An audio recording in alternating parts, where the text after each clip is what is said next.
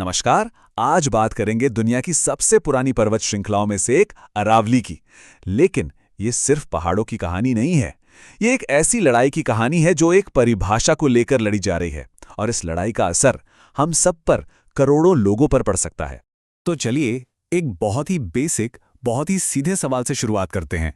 भाई, एक पहाड़ होता क्या है? आप उसे कैसे डिफाइन करेंगे? सुनने में बड़ा आसान लगता है ना, पर असल में यह सवाल इतना सीधा है नहीं, और यही सवाल इस पूरे विवाद, इस पूरी बहस की जड़ है। तो चलिए पहले सेक्शन की तरफ बढ़ते हैं। एक प्राचीन गुमनाम नायक। उत्तर भारत में अरावली का कितना बड़ा, कितना क्रिटिकल रोल है, पहले उसे समझते हैं। क्योंकि जब तक हम ये नहीं समझेंगे कि ये हमारे लिए क्या करती है, तब तक हम इस विवाद की गंभीरता को नहीं समझ पाएंगे।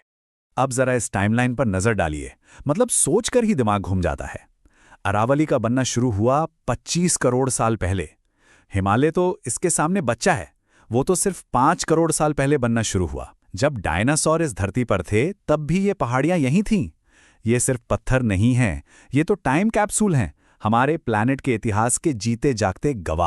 तो सवाल यह है कि अरावली आखिर करती क्या है हमारे लिए? ये एक साइलेंट गार्डियन की तरह है। देखिए, ये थार के रेगिस्तान को आगे बढ़ने से रोकती है, एक दीवार की तरह। गुरुग्राम, फरीदाबाद जैसे शहरों के लिए ये एक वाटर बैंक है जो ग्राउंड वाटर को रिचार्ज करती है। और दिल्ली एनसीआर वालों के लिए तो एक नेचुरल एयर फिल्टर है जो धूल भरी आंधियों से बचाता है। और हाँ, ये तेंदुए और लकड़बग्घे जैसे वाइल्ड लाइफ का घर भी है। मतलब ये पूरा का पूरा एक इकोसिस्टम है। चलिए अब आते हैं कहानी के सबसे अहम मोड़ पर, 100 मीटर की रेखा। एक नई परिभाषा जो इस पूरी बहस के केंद्र में है। तो हुआ ये कि यूनियन एनवायरनमेंट मिनिस्ट्री ने एक नई परिभाषा दी, जिसे सुप्रीम कोर्ट ने भी मान लिया। अब परिभाषा क्या है कि किसी भी पहाड़ी को अरावली हिल का दर्जा तभी मिलेगा जब उसकी ऊंचाई उसके आसपास की जमीन से 100 मीटर या उससे ज्यादा हो।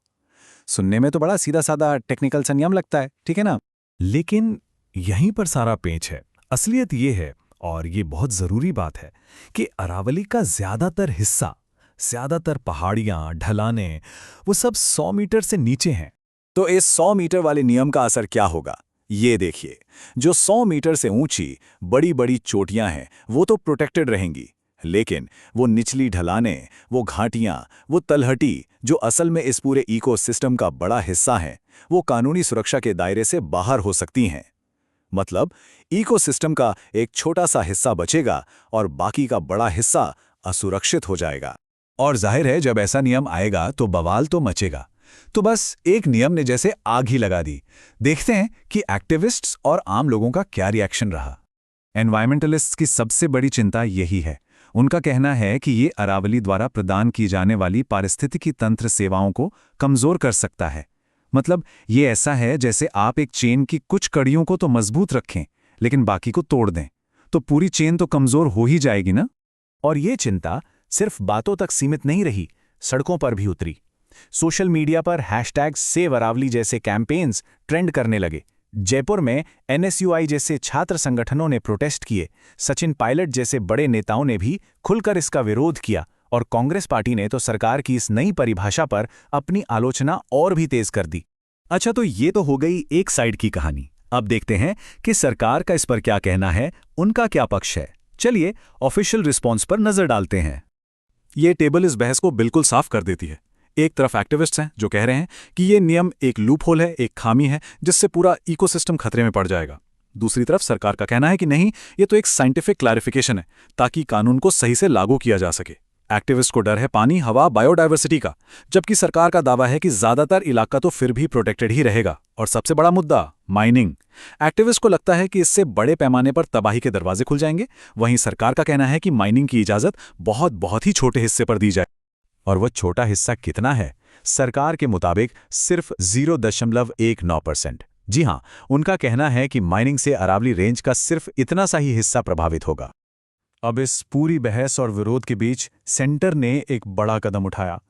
उन्होंने राज्यों को निर्देश दिए हैं कि अरावली रेंज में कोई भी नया माइनिंग लीज यानी खनन का पट्टा जारी न किया जाए। इससे पता चलता है कि मामला कितना सीरियस है। लेकिन आखिर ये सब हम सबके लिए इतना जरूरी क्यों है?